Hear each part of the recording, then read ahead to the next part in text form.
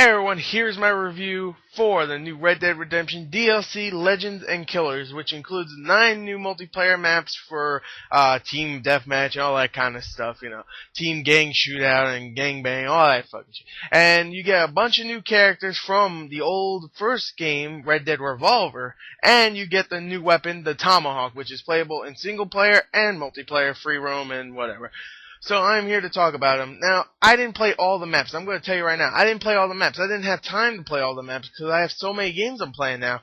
It was weird because there was a whole week where there was nothing to play except like one game, and I didn't really want to play that game. Now I have so many games I'm playing. I'm playing Nier, I'm playing Monday Night Combat, I'm playing freaking Halo 3, I'm playing now Red Dead Redemption. I'm playing all these games.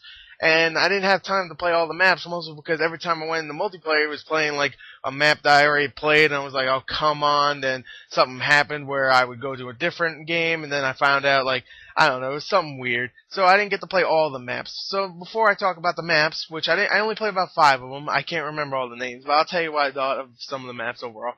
Let me talk about the characters and the Tomahawk. Now let me just talk about the Tomahawk. The Tomahawk is probably one of the best ranged weapons I've ever played with. It's so much fun. You can do so much things with this thing. It's pretty much like the throwing knife. If you've used that, you just throw it, and pretty much wherever you're aiming at, it'll go, pretty much. If you're, like, auto-aiming at someone. Now, what's awesome about this is that it's much bigger than the knife, so if you hit someone in the face with this thing, you see a big freaking pretty much hatchet in someone's face, except it's a tomahawk. It's no difference anyway. It's a freaking blade on a stick. So anyway, you'll see a big freaking hatchet in someone's face, and it's hilarious. You could go loot their body, get it again, hit someone else. It's just so much fun. I played about an hour and a half of multiplayer, multiplayer and single player together just using this weapon because it's so much fun. So I have to admit, the Tomahawk is definitely worth some Microsoft points itself. Like I would say maybe $2 just to get this weapon would be awesome, like a separate DLC for it. Not saying this DLC is bad, but just saying if this was a separate DLC, it would be worth the $2 just to get this if you don't want the maps and the freaking characters. Anyway, the characters themselves, you get some Red Dead Revolver characters, which is awesome because I love Red Dead Revolver. I don't care what anybody says, I love Red Dead Revolver. It's not better than Red Dead Redemption. Hell no, Red Dead Redemption is much better. But Red Dead Revolver is still one of my favorite Western games of all time. It has a great combat system, it has great characters. Red Harlow is the main character, and you get him in this. You get other people that are inspired by, not really inspired. Red Dead Redemption has a lot of characters that are inspired by Red Dead Revolver's characters. Like Anna Stokes is in this game.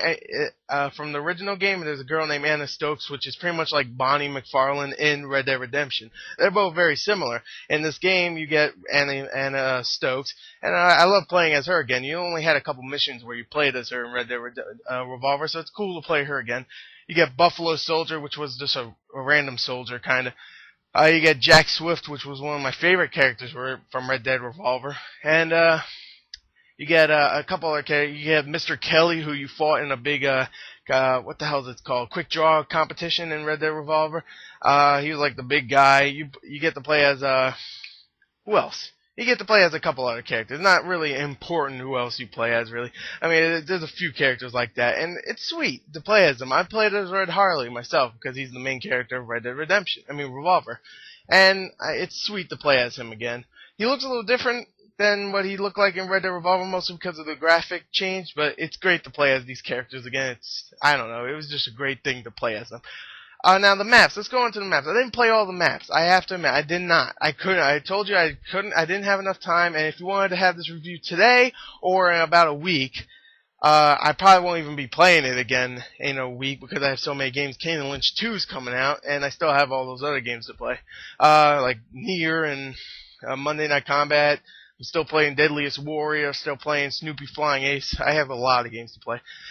So yeah, I still have those games to play, so I'm not gonna have enough time to check out all the other maps, but so far from the maps I've seen, there's a couple that are really cool. There's one where it's like, I don't remember the name, there's one where it's like pretty much a forest area, it's tall trees, there you go, it's a forest area, and that's really cool with tomahawks, that's really fun.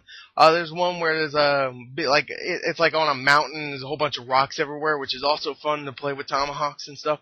There's one, Escalera, I remember that one. That one's not so well, it's like a big town. If you played the single player, you know what it is. It's like a big town, like that's on like somewhat of a hill. So there's one side of the town which is higher than the other, so you can pretty much snipe there. It's not really fun. You have what is it called? Slave. I forgot what it's called. Not slave.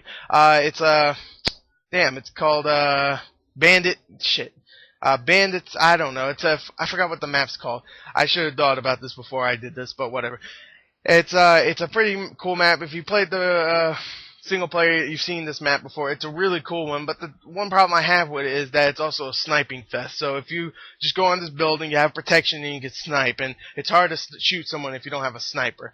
I mean, shoot someone like that if they're in cover. I mean, they have a little part of their head so you can run up there, but they'll probably snipe you. So it's a little annoying. So a lot of the maps are somewhat sniping maps, a little bit, but a lot of them are really fun with the new Tomahawk, and they use the Tomahawk really well in some of these maps.